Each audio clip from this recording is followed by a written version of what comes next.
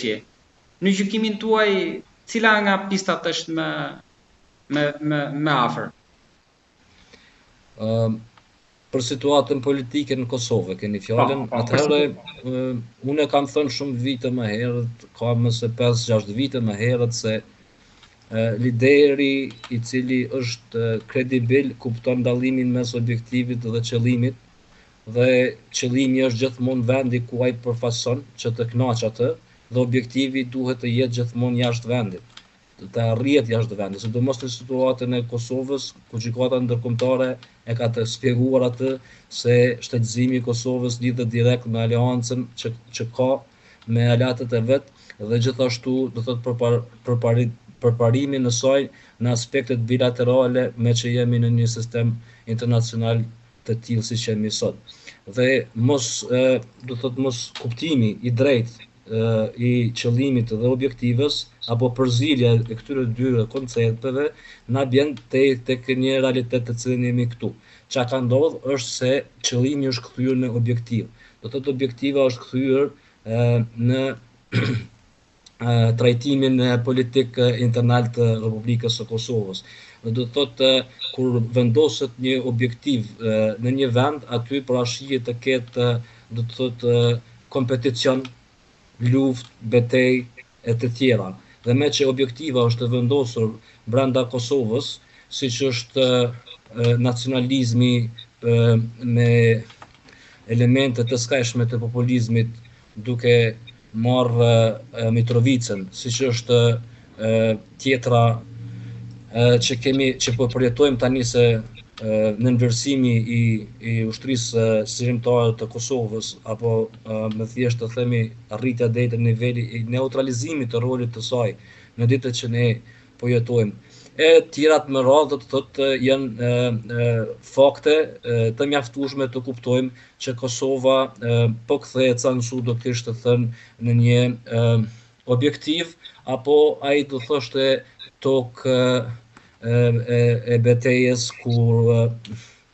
e dëshpërueshme, tokë e dëshpërueshme, po dhe tani kemi këto përplasjet institucionale dhe mos arritja e një stabilitetit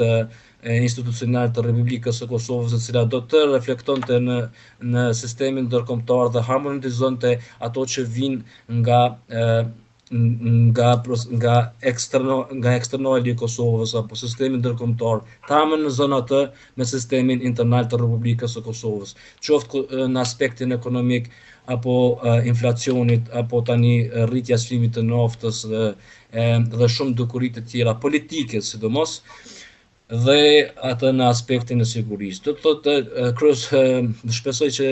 jemi qartë, kryesorja problemi është mos definimi i koncepteve se çka është objektiva dhe kënaqja e interesit të qëllimit të cilit, ku qëllimi do të thotë është shteti i Republikës së Kosovës, nësa objektivat duhet të vendosen gjithmonë jashtë saj, loja politike apo betejat politike apo betejat në siguri duhet të jenë jashtë saj, siç është për shembull në fqinjtë tonë në Serbi, do të thotë atje ne duhet të kemi betejat ose betejat në sistemin ndërkombëtar, se si të parafrohemi me shtete siç është Spanja, Greqia, dhe me që jemi këtu do të kisha thënë zotëri Balla për ju se po hym në një fazë 4 vjeçare tani ku do të intensifikojmë me aleatët tonë përpjekjet dhe përnjohjen e Republikës së Kosovës nga Spanja. Këtë e keni tani ju në kohën të cilën ne e masim, që jemi para kohë, por do të jemi këtu, do të flasim pas 4 viteve dhe mund ta shohim këtë që po flasim ne sot. Ju në biseda që ne kemi zhvilluar më parë, jeni shprehur që gjithë kjo krizë politike, e mbështjet me elemente që ju sapo thatë më lart, mundet që të përshkallëzohet në një konflikt civil brenda vendit. Po atë, kam thënë zotri Balla, tani keni parë dhe intensifikimet do të thotë atyre të pakënaqshëve, të cilët me të drejtë do të thotë shpërfaqin pakënaqësitë e tyre, jeta është bërë më e vështirë për qytetarën e Kosovës, jo më e lehtë, do të thotë nga aspekti realist. Dhe kemi manipulime të skajshme me qytetarin, duke tani së fundmi kanë filluar të dalin dhe të thojnë se rryma elektrike në Kosovë është më e lirë se sa në shtetet fqin. Në fakt, edhe ne themi që është më e lirë në Kosovë se sa në Shqipëri apo në Maqedoni. Po ashtu thoni edhe ju, por ajo varet se si matet. Do të thotë ajo matet sa ka personi kapacitet të paguaj, jo se sa kushton përse rryma. Sa ka kapacitet me pagu. Edhe nëse ju e merrni atë që në ekonomi njihet PPP, atëherë e shef se Kosova shpenzon në energji, do të thotë elektrike, qytetarët paguën në rajon mas shumti, do të thotë mas shtrajti e paguën energjinë elektrike. Dhe aty afër është edhe Maqedonia. Ndërsa manipulimet ndodhin këtu në Kosovë, në skajshmëri, edhe ajo që thoni ju, të cilin e kemi paralajmëruar përveç paralajmërimeve që kemi bërë para kohë për një marrëveshje mes sigurisë mes Kosovës dhe Shqipërisë dhe Kroacisë. Ne qëllimisht e kemi thënë kjo do të ndodhë, deshëm ne apo s'deshëm mes Kosovës dhe Shqipërisë, dhe kjo marrëveshje trilaterale kryesisht bazohet në fuqinë e marrëveshjes sonë bilaterale e cila mund të evoloj.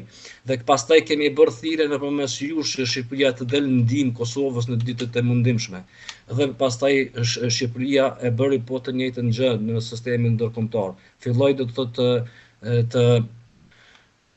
thotë të dal nga vetja, dhe pse nga Kosova ka shumë atakime për qeverinë në Shqipëri. Nuk do të thotë që s'ka vend për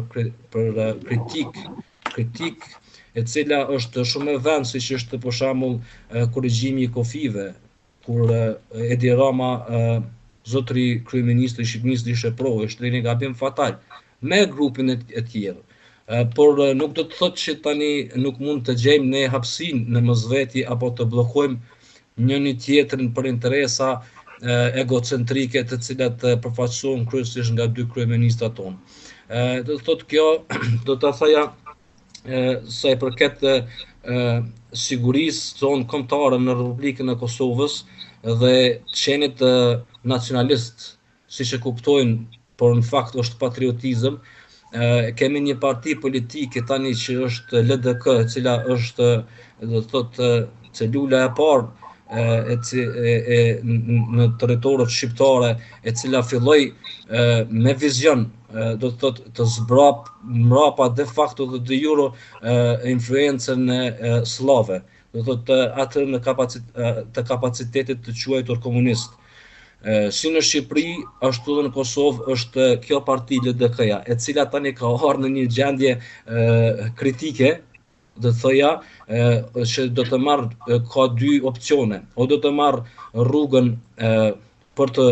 rikonsideru veten dhe percepcionin publik se ku gjendet, dhe duke e kuptuar të vërtetën se brenda saj gjenden individ të cilët punojnë